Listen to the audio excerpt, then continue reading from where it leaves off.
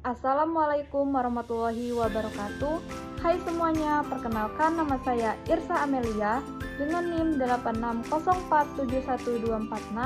Saya mahasiswa dari Universitas Terbuka, Fakultas Keguruan dan Ilmu Pendidikan, Prodi PGSD. Pada video ini saya akan menjelaskan tentang peran filsafat ilmu dalam memperkuat ilmu pendidikan.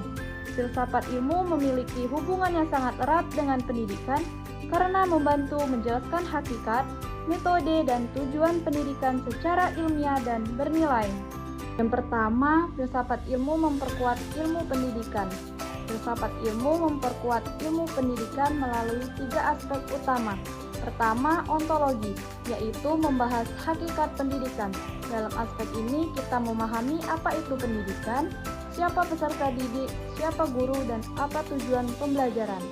Yang kedua, epistemologi, yaitu membahas bagaimana pengetahuan pendidikan diperoleh. Artinya, teori dan praktik pendidikan harus didasarkan pada penelitian, observasi, dan bukti ilmiah. Yang ketiga, aksiologi, yaitu membahas nilai dan manfaat pendidikan. Pendidikan tidak hanya bertujuan menambah pengetahuan, tapi juga membentuk karakter, moral, dan kepribadian peserta didik. Yang kedua, pendidikan memperkuat filsafat ilmu. Hubungan antara filsafat ilmu dan pendidikan bersifat timbal balik. Pendidikan yang bermakna dan bernilai memberikan pengalaman nyata yang dapat dijadikan bahan refleksi bagi filsafat ilmu. Misalnya, masalah pemerataan pendidikan, perkembangan teknologi, dan pembentukan karakter siswa. Selain itu, nilai-nilai kemanusiaan yang terdapat dalam pendidikan seperti keadilan, tanggung jawab, dan empati turut memperkaya pemikiran filsafat ilmu.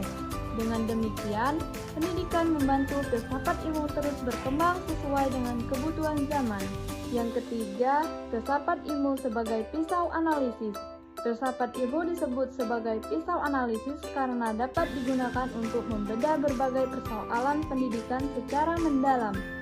Ontologi membantu menjawab pertanyaan tentang hakikat peserta didik dan proses belajar.